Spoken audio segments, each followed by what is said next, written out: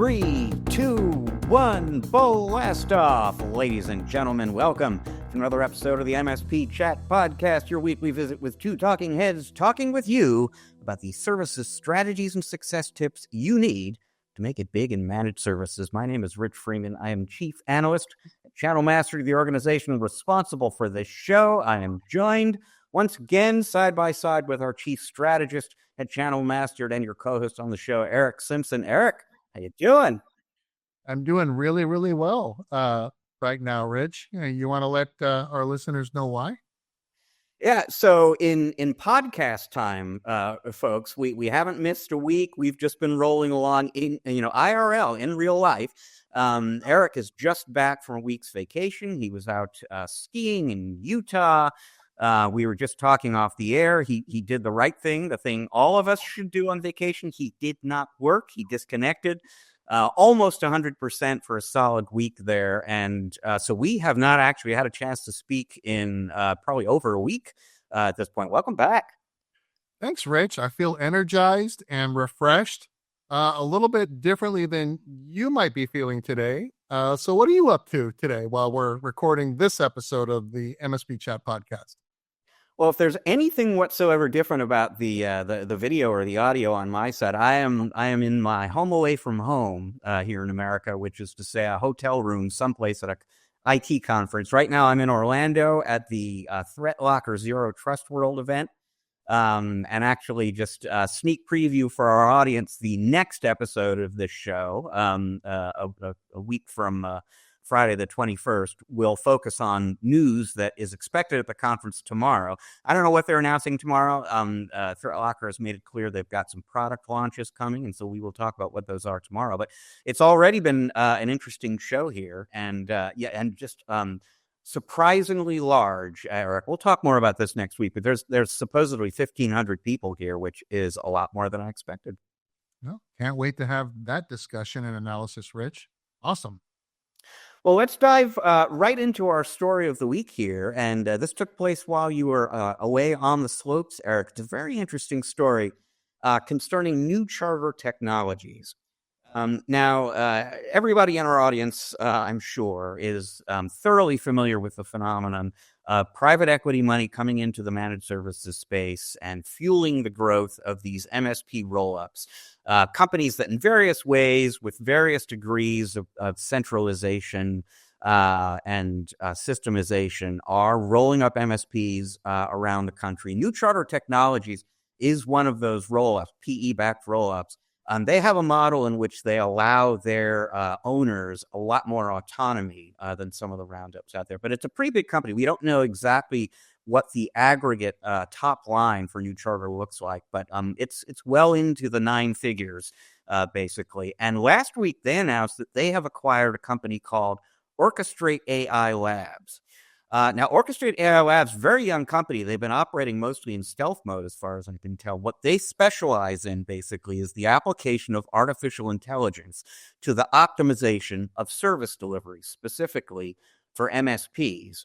And so going forward now, New Charter, which, let's face it, already has certain advantages in terms of the pricing power and operating efficiency, just by virtue of its scale and its capitalization. It's going to have its own in-house army of AI experts who are continuously applying the latest technologies to help the company's constituent MSPs get more and more efficient, therefore more productive, therefore more profitable. And this is something I talked about in a video I recorded for my blog, Channelholic, shortly after this news broke. This news reminded me of a conversation I had once upon a time with John Pagliuca, the CEO of Enable.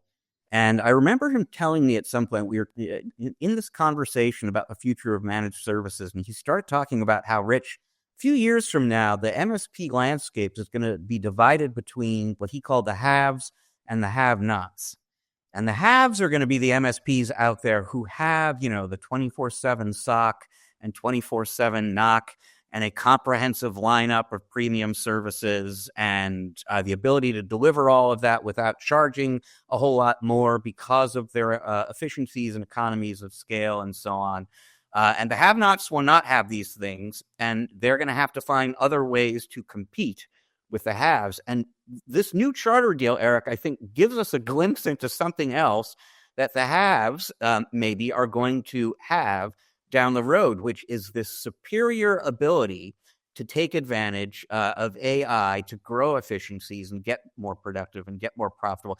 As far as I know, all Orchestrate AI Labs does is help MSPs get more efficient. But of course, the other possibility is maybe New Charter will use some of this AI expertise to help MSPs deliver AI solutions to end users. That's not something, to my knowledge, they've talked about yet. But even if they never do that, even if all this is about is getting better at service delivery in a serious AI-powered way at New Charter, it's a significant thing and possibly a sign of things to come for the managed services world, Eric.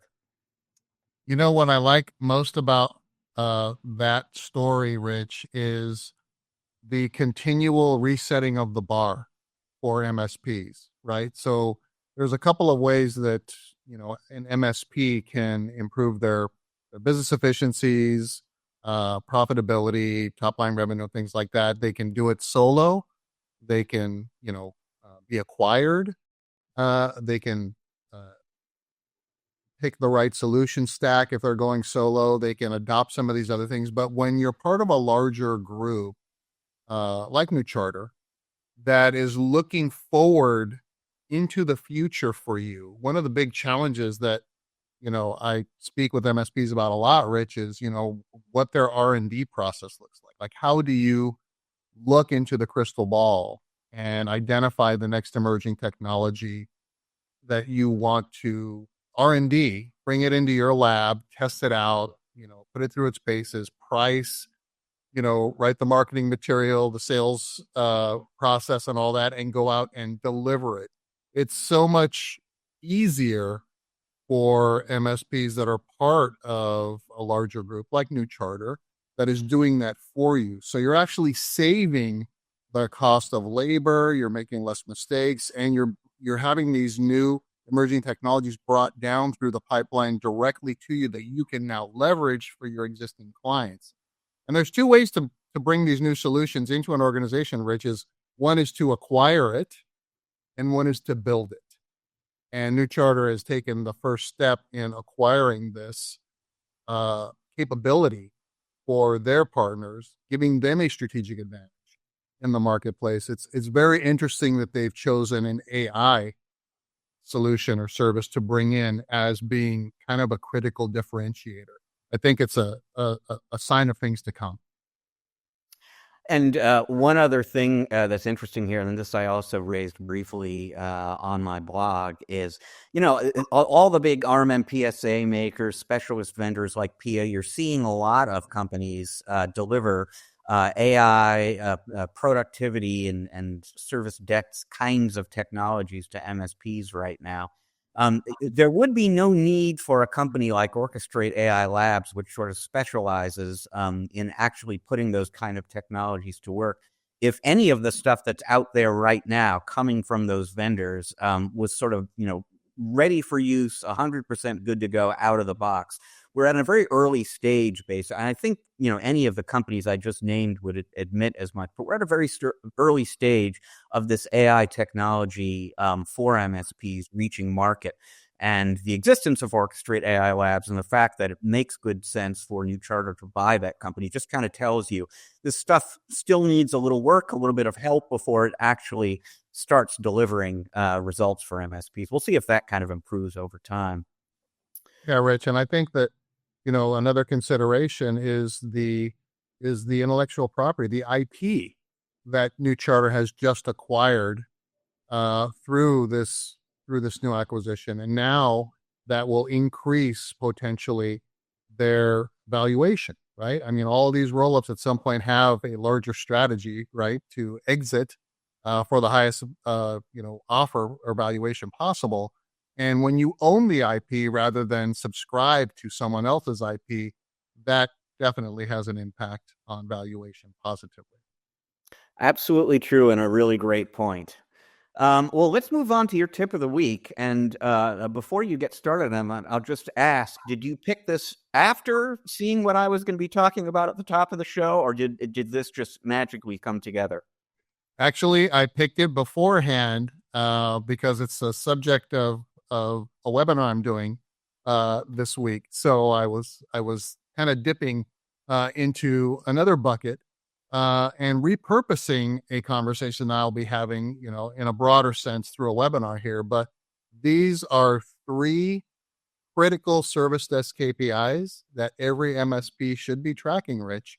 And they are timeless. Like these do not shift. It's like best practices are best practices. So, among the dozens of KPIs that a service manager in an MSP uh, organization may want to track as they mature and grow, these top three are the ones that I would prioritize the highest. And I'm not here to say like these are the only ones that I would track. I have a whole list of my own. I mean, a background in the enterprise, building out service desks and call centers. I mean, a lot there are a lot of metrics that you can measure, but I'm going to pick the top three for the MSPs in our audience today. So the first one, Rich, is average resolution time. So the average time it takes to resolve an end user's issue from the first time a technician begins working on it. Now, some would argue, Rich, it's from the first time they report it. We could look at it both ways because, that's a different metric, the response time versus resolution time. But I'm going to say average resolution time. Why is this important, Rich? Because end users and clients want their stuff working. And the faster that we resolve the issue, the better off for everyone. So what does it take to achieve that? You've got to have a standardized environment that you're working with. So the more mature MSPs, Rich, that standardize on the infrastructure and things like that, don't have to worry about their technicians and engineers having to problem solve, for example, every firewall in existence, right? Standardization is key. Training is key. Processes documented that everyone follows. All these things are key. And then also assigning tickets to the right resource or to the right queue so that we don't have to escalate the ticket out in order to resolve it. So the sooner we can get our hands on it, the more prepared the team is that's working the issue to resolve the issue without escalation are keys to improving average resolution time. The second one is shared between a typical service desk and or a call center, Rich. So there's two kinds of, service desks, service delivery models that I'm really familiar with from the enterprise. One is the typical call center where people call in, they speak to someone immediately. Think Microsoft support, right? You're going to talk to somebody, they're going to triage it a little bit, they're going to get you to the right person. You're not going to wait for a call back or wait for a ticket to be escalated and assigned. You're going to work with somebody right there. Well, first contact resolution rate also applies to help desk. So as soon as the technician begins working the issue, they may reach out to the end user or the end customer and make sure that they can resolve that ticket without having it escalated or come back to it. I want to close the ticket while I'm working the ticket. So what do we need for that? Again, documented processes. We need to be trained on the service or solution that we are working on.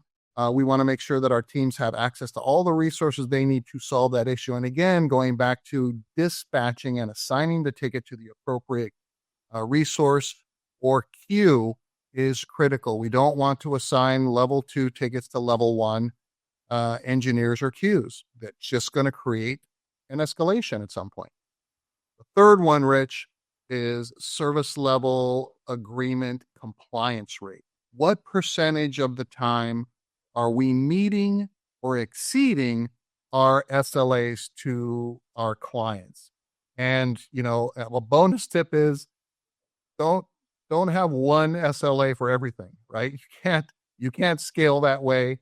Everything becomes the same priority. You can't create distinction and differentiation, and you can't become more profitable and scale more profitably if everything is a top priority. So number one, have different SLAs for different types of agreements, right? You're not going to have the same SLA for a disaster recovery situation or a cybersecurity resolution uh, than you would for someone can't print, right? So different SLAs, bundling and tiering each successively higher price tier or bundle of services that you deliver to your clients should have an increasingly better SLA. And this is how you can upsell them later when they want faster response. They're paying for what they get, gives you an opportunity to sell better. First of all, set realistic SLAs. You cannot have an SLA, Rich, that is better than a third party or outsourced or vendor that is supporting that solution with you. So, for instance, I can't have a better SLA than, let's say, Microsoft has to resolve an M365 issue or an Azure issue. I'm beholden to them. Now, if I'm in control and I have all the tools like we've just talked about in the previous two tips, Rich, then I manage the SLA and I set a realistic SLA. But just watch out for when you have to reach out and escalate or involve a third party resource, a vendor or someone else, strategic partner to help you solve that ticket. Automate your ticket routing. I don't like leaving it up to the technicians themselves to cherry pick tickets. Because again, if it's getting close to 5 o'clock, sometimes I want to just close a couple of easy tickets rather than ones that are more higher priority, potentially allowing those tickets to slip out of their SLA compliance window. And then finally, establish really consistent escalation procedures. So when a ticket is escalated to a higher level, and it happens, right? We're trying to prevent that from happening by assigning these tickets to the right resource initially or the right queue. But sometimes what we think is the root cause of something is something completely different and has to be escalated out. Make sure that when we are documenting our SLA compliance and reporting, that when a ticket is being escalated to another resource, or it's waiting on a client or waiting on a vendor, that it doesn't count against our SLA compliance rate, because that's something that is outside of our control, Rich. So meaty stuff, 3 prioritized KPIs or things we should be measuring. And if we do these things properly, we'll have more satisfied clients. We'll probably be more efficient and more profitable. And we'll have greater morale within the team because we know that we're assigning the tickets to the appropriate resource that can feel like they're killing it by completing these issues, either in the same call or not having to escalate it out. So there you go. Yeah, a few thoughts on this, Eric. First of all, I'll just say you discuss this topic regularly with MSPs. I discuss somewhat similar topics regularly with vendors, and I will just say to the MSPs in our audience, your favorite vendors with respect to support are all tracking these same KPIs fanatically. Now they tend to have a longer list of KPIs that they're looking as well, and I'm sure there are plenty of MSPs out there with more than 3 that they're tracking too. But this is not some specialized set, and anyone who takes customer service and satisfaction seriously needs to be looking at these metrics that you cite there, Eric. And here I am at this NetLocker event, and the MSPs I talked to at this event. There's a reason there are so many people at this show. ThreatLocker is very popular in the MSP community right now. And one reason for that, people pretty consistently tell me, is they are very, very quick in terms of getting back to people when there is some sort of holdup or support issue. And you better believe they can tell you, to the second, to the minute, how long their average response time, what their first contact resolution time looks like. So this is something that the best in the business are serious about, and that means you need to be as well. And I guess that's the other thing that I would just say. I believe it's the great business writer Peter Drucker who once said, "You can't manage what you don't measure." If there's anyone in the audience here right now who does not have KPIs around their service desk right now, this is a great opportunity and 3 great suggestions for where to get started. You need to be tracking, these metrics, similar metrics. You need to know how effectively your service delivery system is functioning. And you need to do it in, if not real, then near real time. There are plenty of tools out there, BrightGauge or what have you, that can help you with this kind of thing. But again, if you want to be a best-in-class MSP, it's not you need to have KPIs around service delivery, and these are 3 great ones to start with. Okay, we are going to take a quick break. When we come back on the other side, another one of our superstar guest interviews, Eric. We are about to be joined by Michael George. Some of you in the audience here might remember when he was the CEO of Continuum. Continuum was a big name in RMMPSA. It was acquired by ConnectWise. Michael was off doing a number of things until relatively recently when he became CEO of Syncro. And so we're going to talk with Michael after the break about his new job and about Syncro, about his thoughts on AI and the managed services world, something we've been talking about already on this show. It's all coming your way in a moment. Stick around, folks. We will be right back.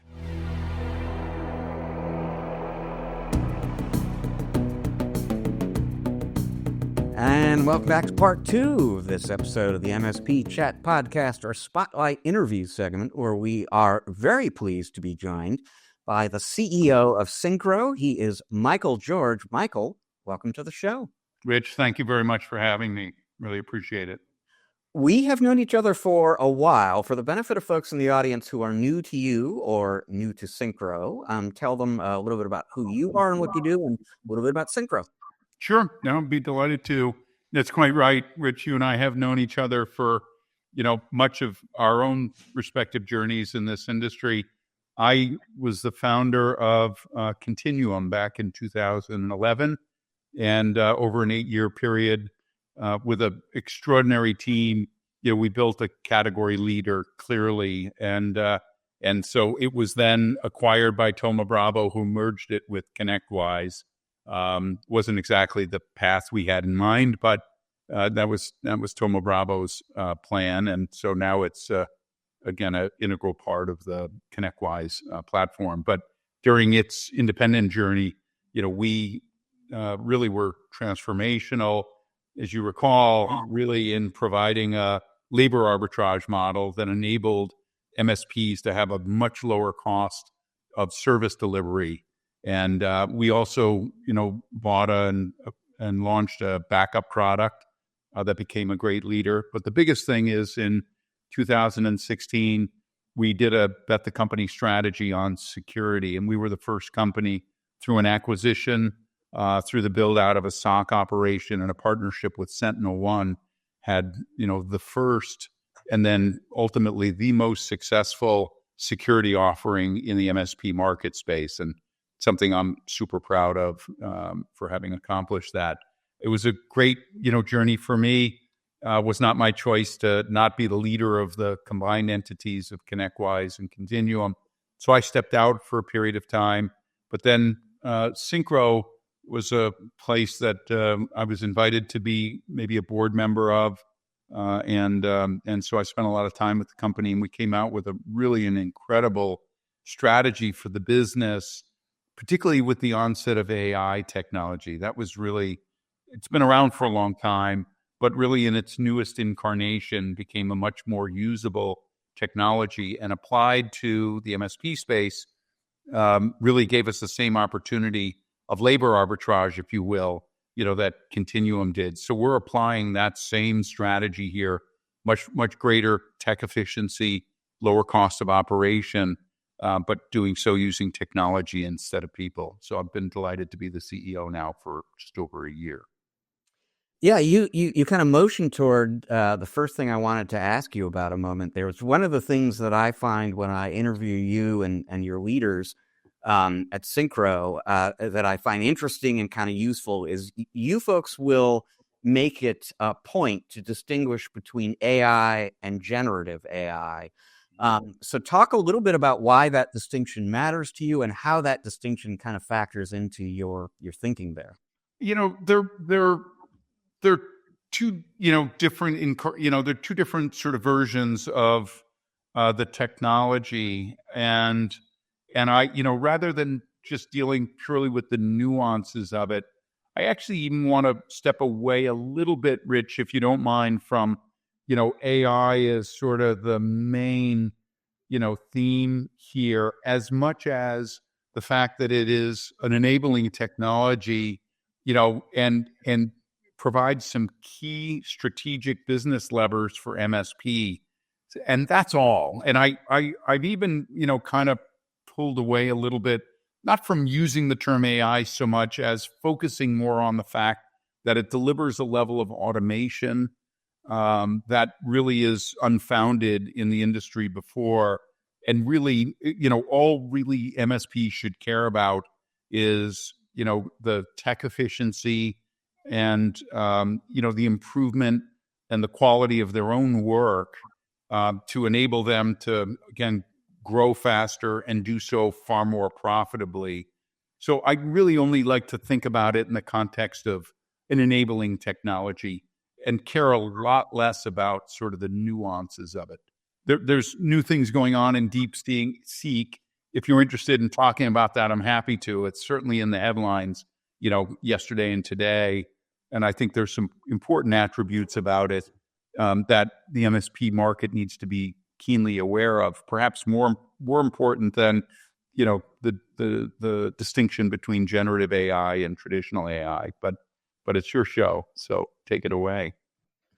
Well, that's exactly kind of my next question, Michael, but I'm going to tweak it a little bit. So being a recovering MSP as I am, I definitely benefited from outsourcing in the early days to support our back office technicians. Back in those days, I'm aging myself, right? It was the early 2000s. So, we didn't have the today's trained and familiar outsourced type of technical talent. There was still kind of a language barrier, a language gap.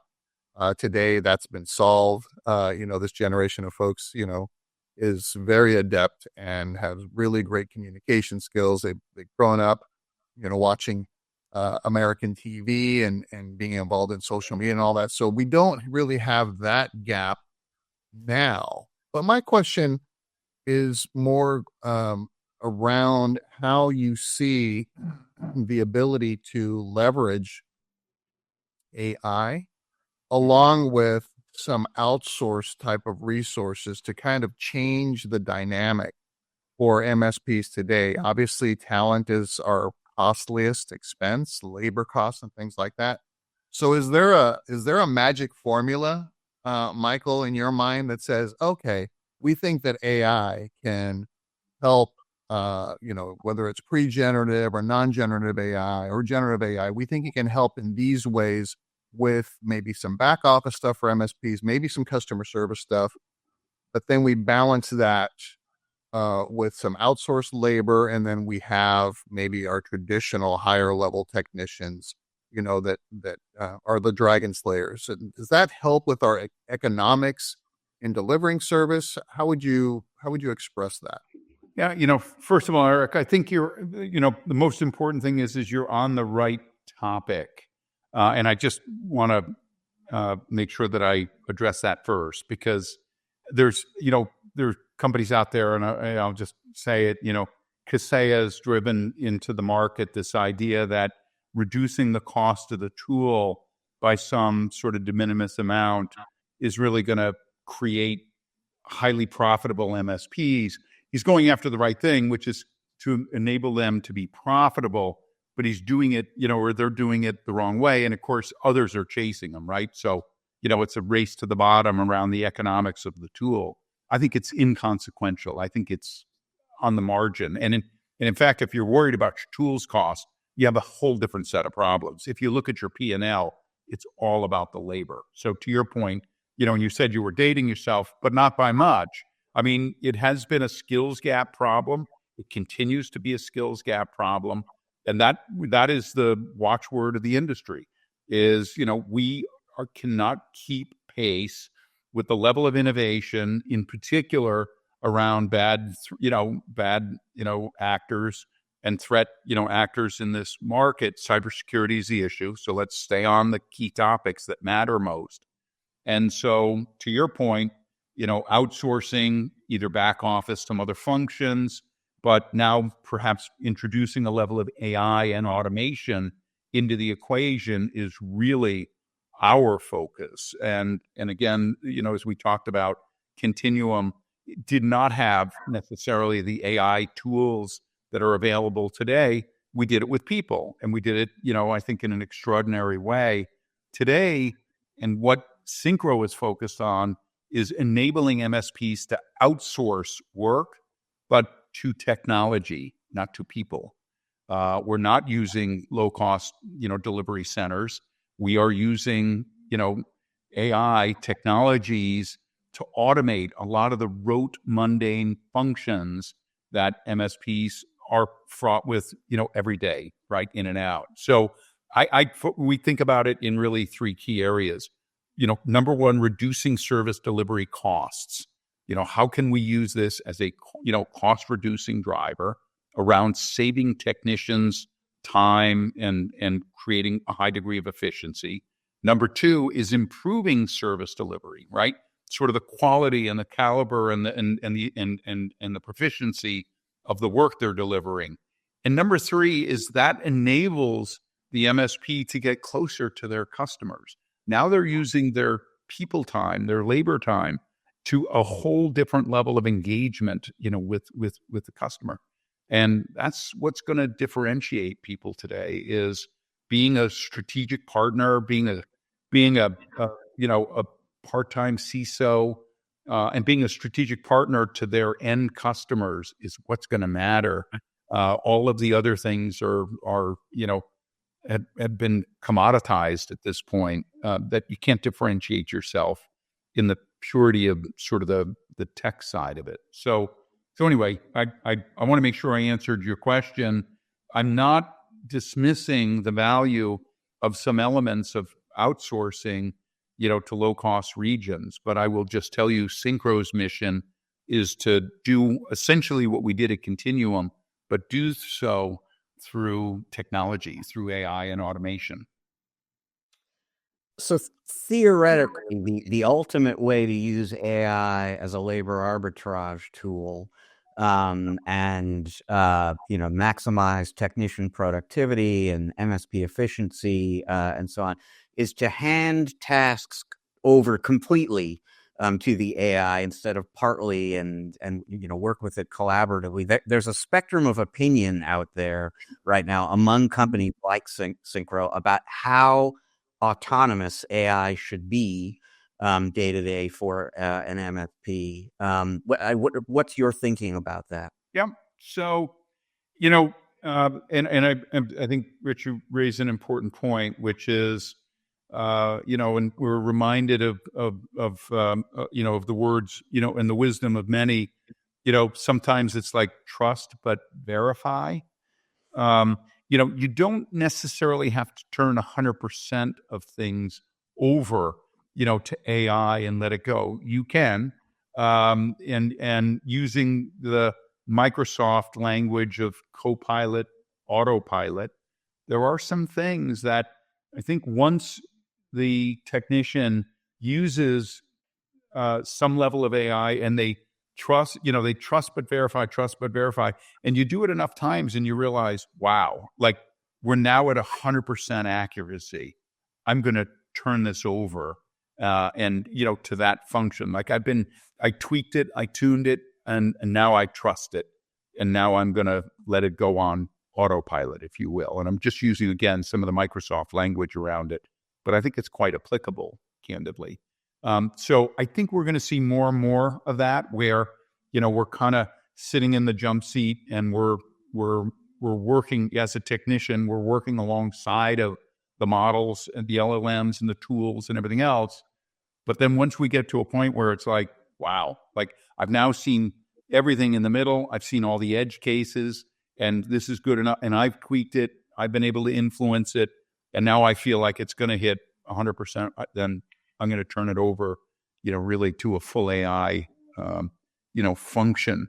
It also depends on what the category is, candidly, right? Some things, not all things are equal, right? So if I've got simple alerting and everything else, and there's no risk, there's a low risk factor, then that's one thing. If it's a higher risk factor, boy, I might want to check in, and still have an opportunity to verify. I will say that as I said before, it's a security first industry today, number one. And number two, I would also say that, obviously there's compliance and regulatory, and there's a whole bunch of things around liability and everything else that people need to pay attention to. But I also consider this a risk management market today. MSPs need to think about, their engagement with their customer, their end customer, is to be all about, and not just risk management, but security risk management. And the more that they can do proactively, preemptively to reduce, if not eliminate, the probability of incident, then you're putting your economics, if you, first of all, you spend a whole lot less money doing it that way, and put your economics up front in that preventative area. Because once an incident happens, the economics change exponentially. And that, right, you're in a whole, you're in a whole different spectrum of activity, where you detect, you've got to respond, you've got to isolate, you've got to remediate, and all the other things. So again, the more energy put, as we're doing in our tooling, and everything we're doing is really around prevention. And that's where, security risk mitigation is best focused and spent. So, Michael, you understand very well that MSPs are very risk averse, right? But in general, right, we, and I'm using, we as MSPs, like, I'm a recovering MSP, but I like to say, hey, we as MSPs taking that position, we're very risk averse. And as you know, that means that we are very careful about, leveraging the concept that you shared a couple of times is trust but verify, right? So in an MSP's decision-making process, if they were to, want to explore agentic AI and introduce it into their business model, what are the long-term implications? You brought up, regulatory compliance, cybersecurity, and things like that. What should MSPs be considering from long-term implications, both kind of managing risk, but also exploiting the value and benefit of adopting? Right. Well, it's a well-seated question that requires a lot to respond in, but I'll try to be brief and at least touch on the categories, Eric, and then we can sort of dig in anywhere you'd like. But there's a very comprehensive way to answer that. And again, I'm gonna just sort of, focus on sort of the key elements of it.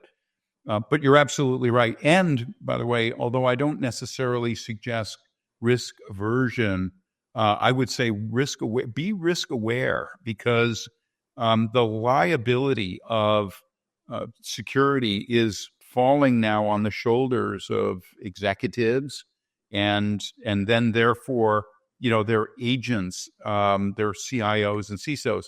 We had 2 years ago, for the very first time, in the case with Uber. Now, again, it's a large enterprise, but we had a situation where a CISO got sentenced to prison. I mean, think about that. As there's a whole nother level of responsibility and then therefore liability in the way that these things are being dealt with. Now, again, regulatory and compliance things hasn't gotten into the S&B, to the way it's held, the Fortune, accountable for it.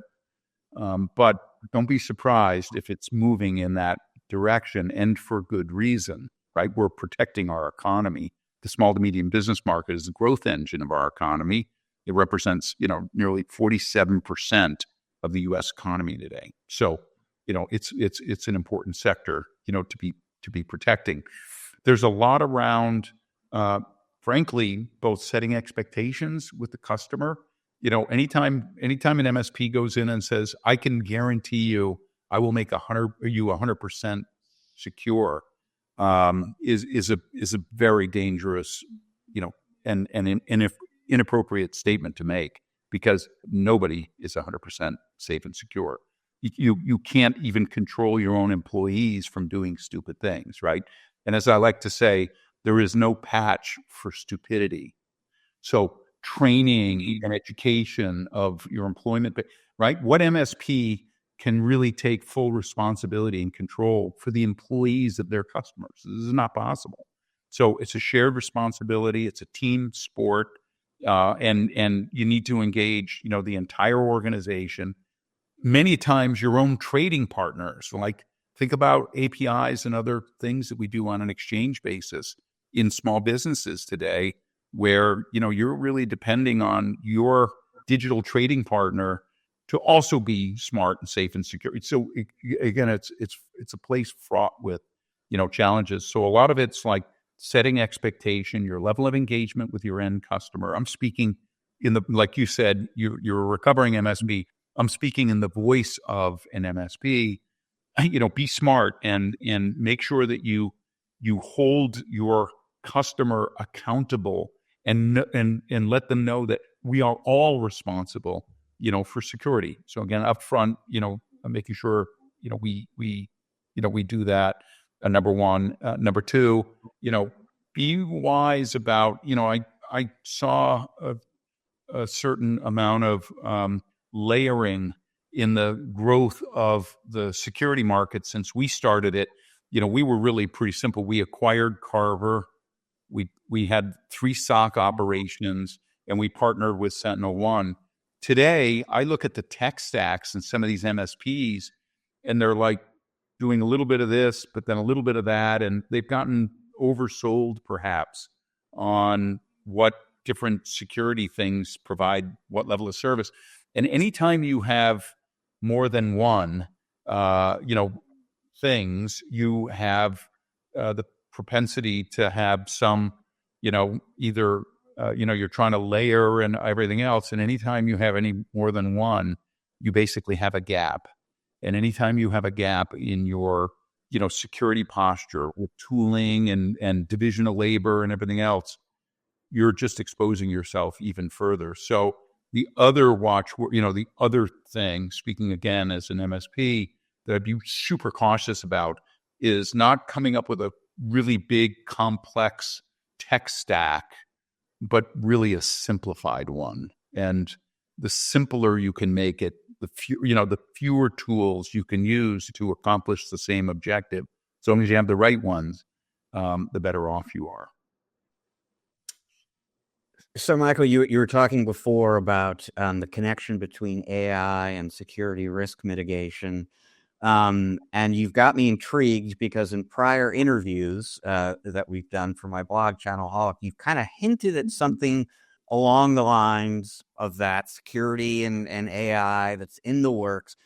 May still be too early to talk about it, but I got to ask, can you speak to where you see Syncro going in that area? What's in the vision on the roadmap, et cetera? You always have a great memory. I know everything we ever get a chance to talk about. I know I'll be asked or inquired again. So good for you. It's one of your many great journalistic strengths, Rich. So you're quite right. And in fact, in late April of this year, we are going public and going to market with what will be the most important security offering in the market. And I don't want to get too far ahead of ourselves, but you've already heard me talk about, being, prophylactic, being preventative, focusing on security risk mitigation, simplification of stack, and so forth. And if you look, today at what the full cycle of security looks like, it really involves, if you take an MSP platform today from vendors where you've got an RMM tool, you have a backup tool, and you have security, right? Those are kind of the 3 corners on the service delivery side for an MSP. And what you'll see from us in our release and our announcement and our product release late April is going to be the convergence of those things, to again simplify and unify the way security is delivered in the market. And it is completely unique and orthogonal to the way people have been going at this market. As I said, if you look today in the MSP stack world, it's this amalgamation of all these third-party tools that MSPs have been really challenged to go and bring in to have a comprehensive offering, and we're going in the opposite direction and simplifying and unifying those functions in a way and doing it in a prevention model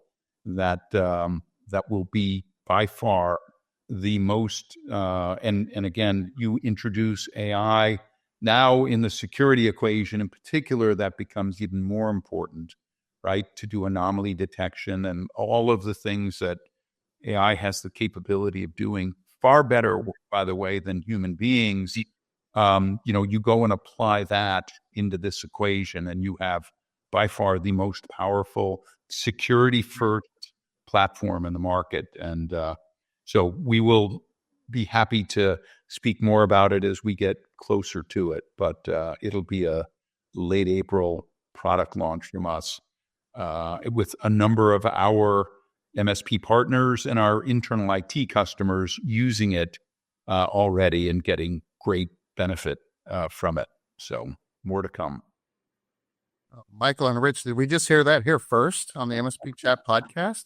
You did. Is that breaking news? No. Thank you. Thank you for sharing.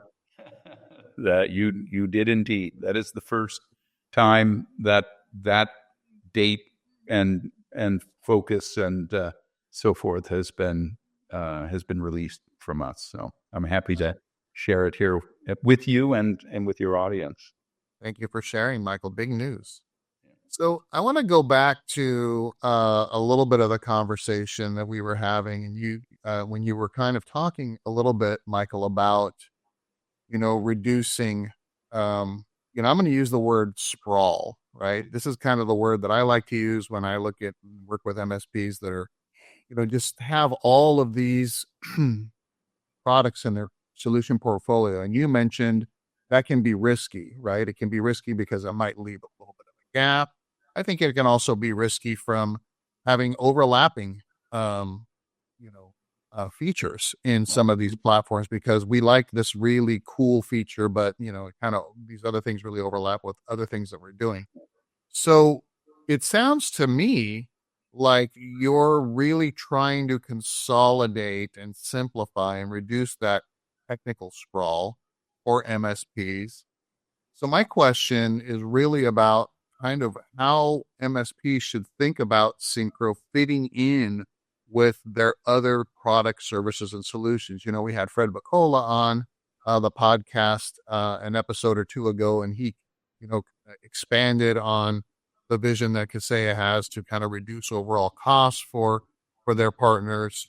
How should MSPs look at what you're trying to do and evaluate their current sprawl and think about, how to include it, incorporate it so that it can get to that ideal that you're sharing or your vision about kind of giving MSPs this higher level of efficiency, but replacing human labor, whether that's, in-house labor or outsourced labor, in reducing that overall cost. Sure. I hope that wasn't a confusing question, but it was a 2, if not 3-part question, but it wasn't confusing. In fact, I think it's an important one to address. So first of all, I commend Fred for at least being focused on, in his language anyway, helping MSPs to become more profitable. But I have been personally, I've spoken to him about this directly, and I've been clear about it in the market. I just think he was fixing the wrong problem, because all he was doing was, all Kaseya has done is just reduce the cost of the tool, which should be the smallest part. Look at the P&L of an MSP. if your tools are the largest part of your cost, you got a whole different set of problems. So again, you're reducing something that should be a cost that's on the margin of your P&L. And if any company is guilty of creating a sprawl, I mean, Kaseya, they don't have one of everything. They've got 2 and 3 of everything. I mean, they're the epitome of this, quilt of this patchwork amalgamation of all of these different things, right? They're a technology. They're not even a technology platform. They're kind of this private equity roll up of, the land of the misfit toys. I mean, doesn't make any sense at all. And trying to rationalize that, for the next CEO coming in there is going to be a big challenge, candidly. Having said that, to answer the first part of your question, back to how is Syncro doing it, is really very simple. You could think about it, and I think this is a great sort of analog from the consumer world. You talked about dating yourself, but it wasn't that long ago, in the early 2000s, I spent a lot of time as a runner. People run, they ride bikes. It doesn't matter. You walk or just be, what did you have? You had a device that you listened to music on. You had a phone. You had all of these different things. You had a watch and everything else. And what Apple did to the consumer experience is what Syncro is doing to the MSP experience. And we're taking all those things, now, and, we don't have 5 or 6 different devices with us. We have one. And that one device, right? The beauty of what Apple did as a company is they brought, the GPS, we had companies like TomTom and Garmin, that had GPSs. Now, this has got a GPS on it. This has got a phone on it. This has got my music on it. This has got my email, right? This is a unified platform that brought all of those experiences together, but also integrated them in such a beautiful way. And the beauty comes in 2 forms. One is it's a completely unified experience. When I see an application, when I click on a button, the way I pay for it, it gets downloaded, it gets integrated with all of the other elements that it needs to communicate with, instantly. And so that's number one. And so we are bringing that capability to this market. You're not sitting there going, do I have an API and don't I? And are we connected? Are you partners? All that noise is gone. It's a completely unified experience, an automatically unified experience, number one. And number two is we have focused on simplicity. And the beauty of Apple, in my opinion, from a consumer perspective, isn't in the complexity of it, which is where the market is today and where all these vendor platforms are today because they acquired this, we bought, all this craziness. Is we are in the business of simplification.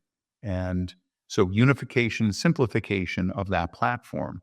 So if you can do that and you can bring that to market, which is really what we've been focused on, maniacally focused on doing, then you have a completely different equation for the MSP now to engage with this product for the technicians to sit there and be able to have all of this in a simple, what used to take 3 or 4 clicks or used to require me to go from this endpoint to that endpoint to this person's laptop to this person's mobile device but be able to do that in a completely unified way and in a simplified way is what we are bringing to market. So that is I think the most appropriate analog, and that is what this market should expect from Syncro.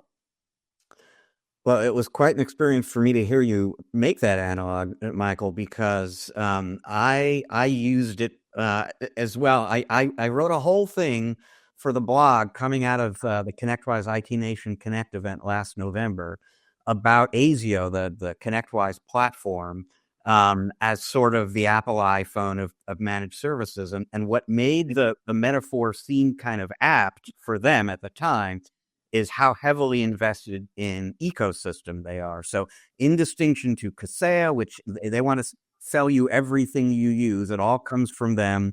And they would argue that because they own all the source code, it integrates, better than is possible anywhere else.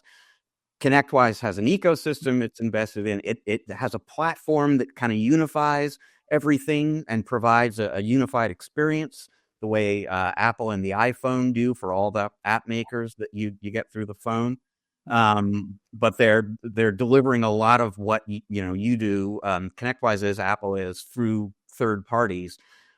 What's your take at Syncro about how much of what MSPs, in the service of simplicity and simplifying the stack, how much of what MSPs need to get their job done do you want them to get from Syncro, and how heavily invested are you in ecosystem and building that into your platform? Right. Well, you're too good of a journalist here. So I'm going to politely I'll answer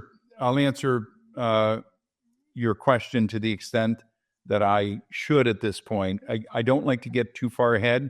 We like to underpromise and overdeliver, and I don't want to get in the state of overpromising something so far out from the release. So I'm going to avoid the temptation. I will say that, we too believe that you don't need to put all your eggs or get all your eggs from one basket. And we do think that some diversity in solution is important, and giving our MSPs choice, to be able to bring their own or bring something that they believe is best in class is something that we want to enable. And so we are going to do that.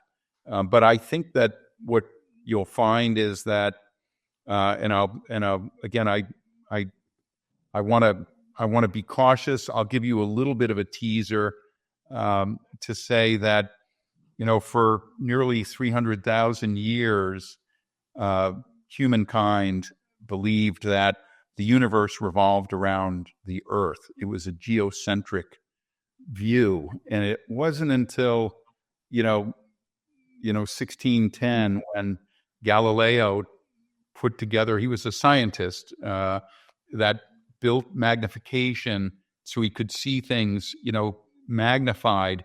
And it wasn't until he turned that up to the sky that he became world first astronomer, and realized and was able to prove, not just mathematically what others had, but actually prove that we live in a heliocentric universe and that the universe revolved around the sun.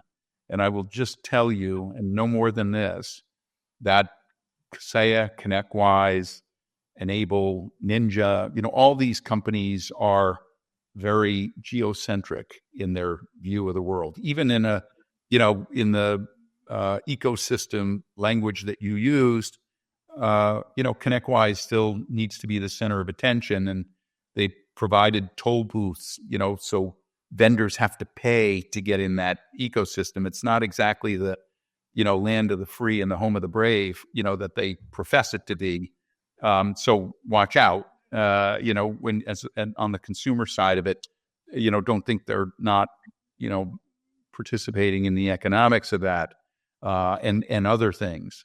But having said that, you can just anticipate that we have really refocused where the heliocentric worlds that the IT industry in general, not just the MSP market, but the entire IT industry in the small to medium business market, is we're going to help them refocus on how the universe of IT services is really exists and has really been formed. And it'll be, as I said, a complete paradigm shift in this industry. This is going to be the most transformational thing since the beginning of the managed services industry, when it went from, a break-fix industry into a remote managed services industry. This will be as transformational a shift as that was. So stay tuned. More to come. Michael, I want to again kind of just compare notes with you from an MSP's perspective, right? So we know that security is the focus of where you're heading, and we know that some MSPs are struggling with making that strategic shift. From a business perspective, maybe strategically, to realize that this is the largest opportunity for their their existing customers and their prospects. This is a security first type of opportunity here. So, what would you say to MSPs that are, looking at their opportunities with existing clients or prospects and thinking of security still as just kind of an add-on to their existing stack and their existing marketing and sales approach? And how would you guide them differently to leverage not only what you're delivering at Syncro, but in general helping, the largest segment of business that they serve, right? The SMB market. What are your thoughts? Yeah. So I was saying this back in 2016, 8 years ago, and I'll say it again because it's become more right than wrong. Even though at the time I was a outlier and in my journey here, but the idea of an MSP and an MSSP is going to converge, and the traditional concept of an MSP may not completely go away. It won't be an extinct species, but it'll be as antiquated and immaterial to the market as the traditional break-fix providers have. There is still today in first world economies, hard to believe, but there still are break-fix kinds of companies. They are a very, very, very small portion of the market, and they're very much, really just lifestyle kinds of companies. And there's a world for that, and we're happy for those people. And, but in the same way, the MSP is going to have to be an MSSP. Remember, think about what the problem is in the minds of the small to medium business owner. They care about, right today, they wake up in the morning and it's like, wow, if I get hit, I'll tell you a story. And this is something that happened to me, 6 or 8 years ago. I'll never forget. I have a dentist who is, I don't know, modern. I wouldn't even call him progressive, but he's certainly modern in the tools and technologies that he uses. And I asked him simply, as a dentist, right? He's not a technician. He's not in the IT world, never else. And I said to him, I said, Jeff, tell me, how important is, who does your IT services and how important is it to you? And he said to me, Michael, he said, maybe a lot of other businesses can,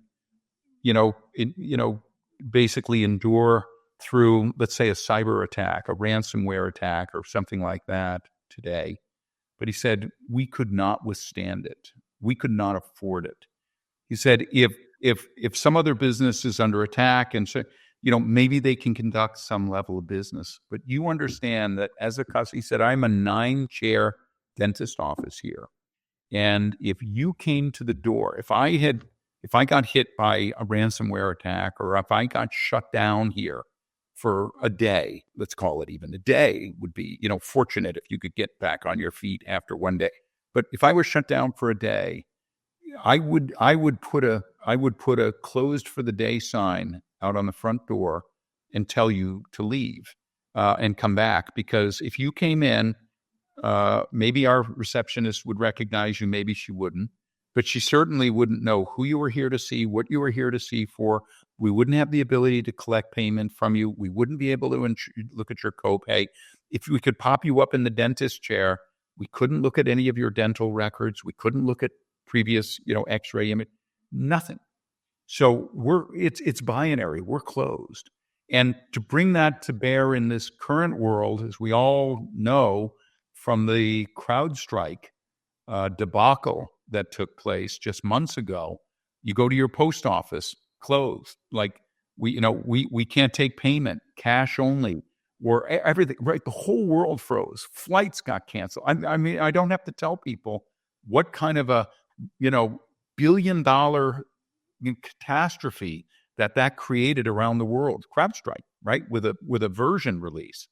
So think about the implications of that, and know as an MSP that forget about how you're thinking about the world, but think about how your customer is, and know that when they wake up in the morning, right, are they worried about, like, is somebody come to work today? Or sure, but their biggest concern, their number one concern, is whether or not they have an employee that does something really stupid, clicks on a link, whatever, goes out and buys Amazon cards because they thought they got an email from me. All the things that we do, stupidly, and in the way that people get, attacked from a social attack perspective.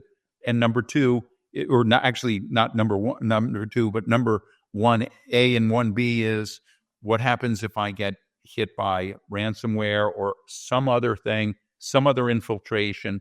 My customers' credit card, insurance information, personal information, medical records are stolen. What does this mean to my business? That's what I'm just giving you a dentist, but financial services, professional services, legal community, any professional community, it doesn't matter. All businesses wake up in the morning, and all business owners, and they're like, I just hope we didn't get hit by something. I hope I don't wake up and go get a phone call that said, that we just got hit by. So it is top of mind for your customer, and it needs to be top of mind for you. And you need to be a security first MSP, call yourself whatever you want, but you need to be a strategic partner to your customer.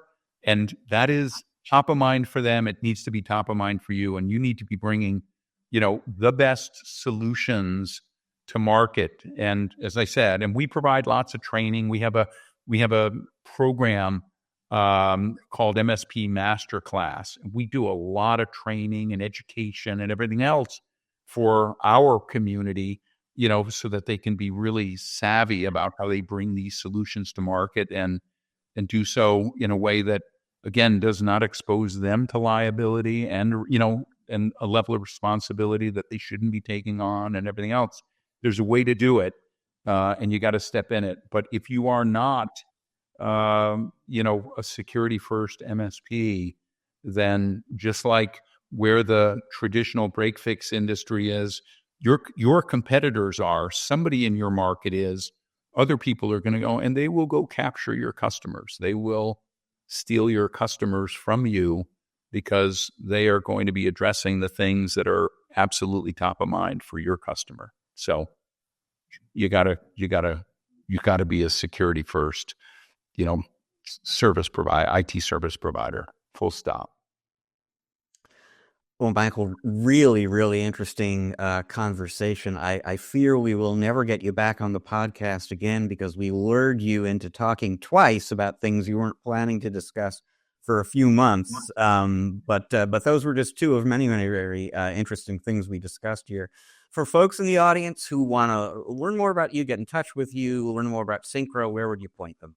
Yeah, we welcome anybody. Just come to our website, syncromsp.com.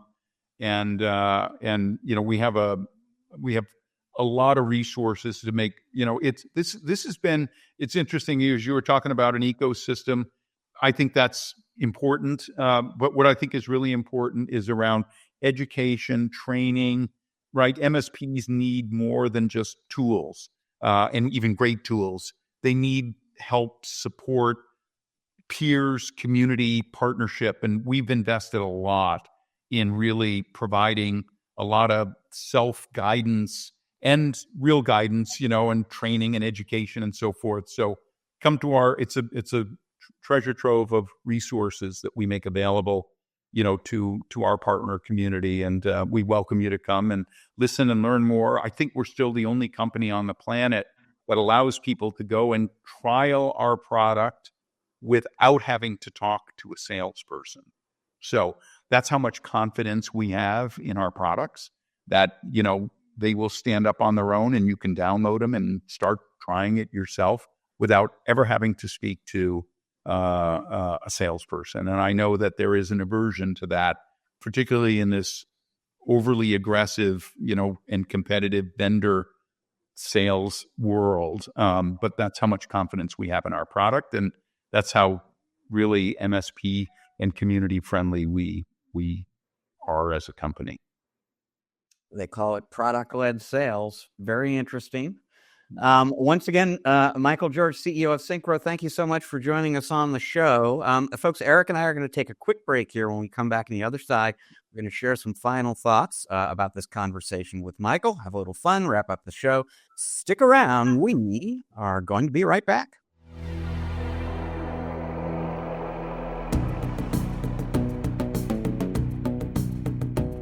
And welcome back to part 3 of this episode of the MSP Chat Podcast. And once again, we thank Michael George for taking some time out of a very busy day to join us.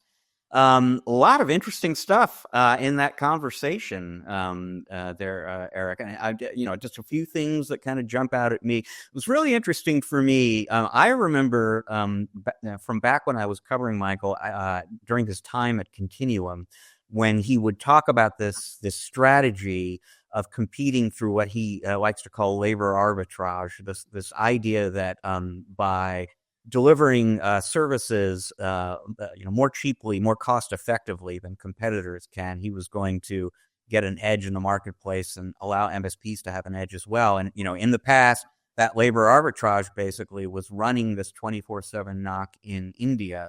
And now it's AI, but it's fundamentally the same analysis of the MSP landscape and the challenges that MSPs face. It's just we're using a different strategy and set of resources to address that issue. And one that obviously wasn't available back in the Continuum days. So that bit of continuity was kind of interesting to me. And then I liked. I'll just say he made a point of talking about AI, not so much as a subject in itself. It's best thought of as an enabling technology as opposed to, anything more than that. Sort of in the way that, once upon a time, cloud computing got talked about a little bit more than it should have. It's just a delivery mechanism, et cetera. I do think AI is best thought of as a feature, an enabling technology, and not sort of an end in itself, or something that you're kind of leading with in conversations with clients. It's something that just enables you to do more and be better at delivering value for clients. And then last but not least, Eric, we got a little bit of just a little hint, a clue there about some interesting product news coming from Syncro. Not coincidentally, I would say it sounds like it's going to be coming late in April, which is when we know from an earlier episode of the show featuring an interview with Fred Vacola of Kaseya. Kaseya is going to have a big announcement very end of April. Sounds like Syncro is going to have one too. Sounds kind of interesting in that it's going to kind of blend together somehow, RMM, PSA, backup. It's going to have something to do with risk mitigation. Michael was making some big promises for it in terms of really kind of turning the industry on its head. So time will tell there as well. We will know more about that in about a month and a half's time right now. But very intriguing little set of hints that we got out of him. Yeah, it was a very interesting interview, and I'll say, Michael pulls no punches. He's very direct and he's very passionate, which I really appreciate and respond to.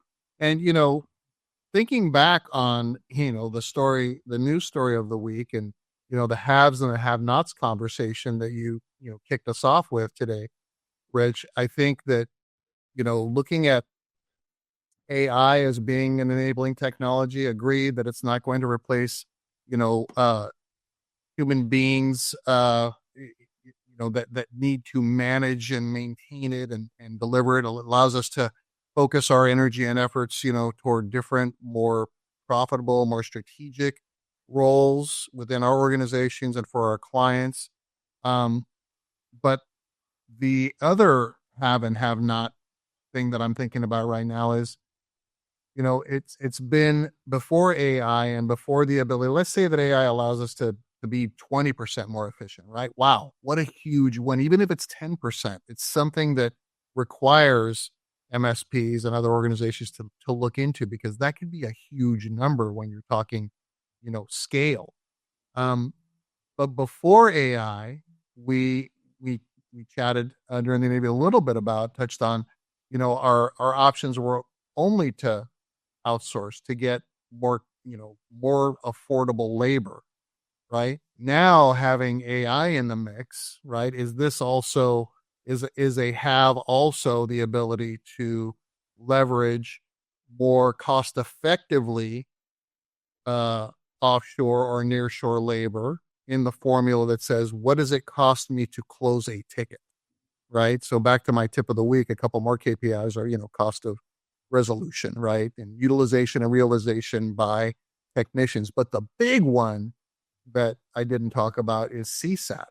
So how do we take all of this and put it into our mixing bowl and deliver a delightful experience to clients when we're delivering service from our core team, maybe some outsourced resources along with AI? That's the formula that I think will differentiate um, the most successful MSPs over the next several years, when they can figure that out and deliver service that clients love, because hey, I don't need to speak with someone for this particular ticket. I can go through kind of an agentic um, engagement, right, to solve this thing if it's something simple. But when I do need to speak to somebody, it's smart enough to reach out, ping that level 1, level 2, or level 3 engineer and get me connected. So it's almost replacing, or can replace,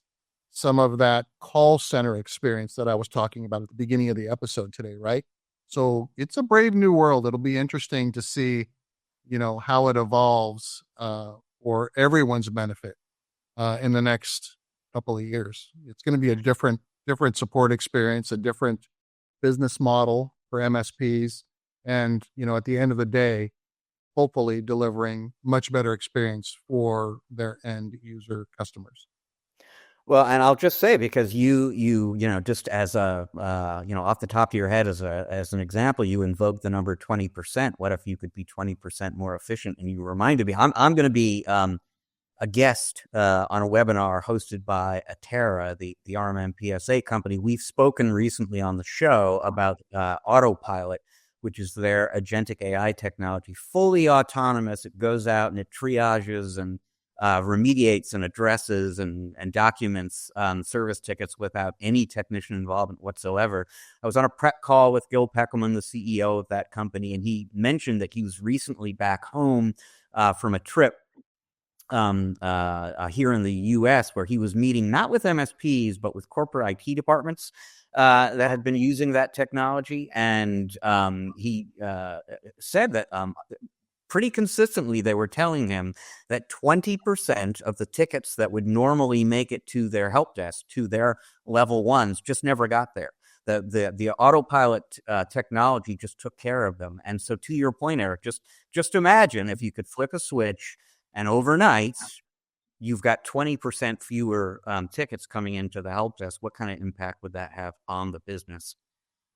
Well, I am sure we're going to have plenty on this topic to talk about down the road on this podcast. But for this episode of the show, we have time for just one last thing. And Eric, during the first weekend of your vacation, the big game, as we're apparently supposed to call it if we don't want to get sued by the NFL, it took place. And we will congratulate the Philadelphia Eagles for winning that game. But in the run-up to that game, the good folks at Molson Coors Company ran some ads for their Coors Light brand. And in big, bold letters in this advertisement, instead of boasting about the mountain cold refreshment Coors Light is known for, they promoted the mountain cold refreshment that you can get from Coors Light.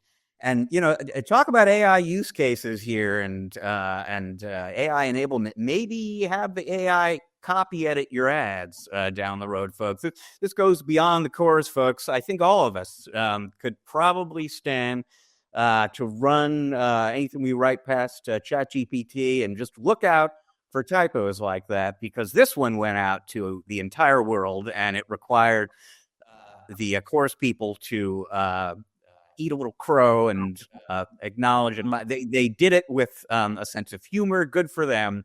But a little bit embarrassing there. With the help of AI, it didn't need to happen, Eric.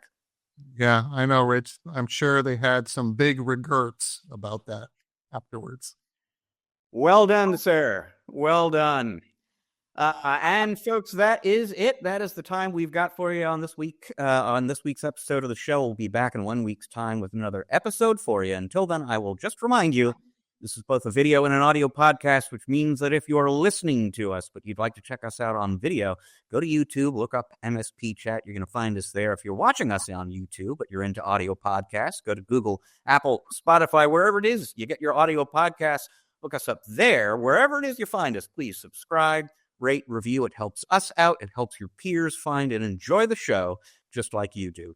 This show is produced by the great Russ Johns. It is edited by the great Riley Simpson. They're part of the team with us here at Channel Mastered. And podcast, folks, it's just a tiny, tiny thing of what the Channel Mastered team does for its clients. If you want to learn more about what we do for our clients, you can go to www.channelmastered.com. Channel Mastered has a sister organization called MSP Mastered. That is Eric working directly one-on-one with MSPs to grow and optimize their business. And you can learn more about that at www.mspmastered.com. So once again, we thank you for joining us, folks. We'll see you in a week. Until then, please always remember you cannot spell channel without MSP.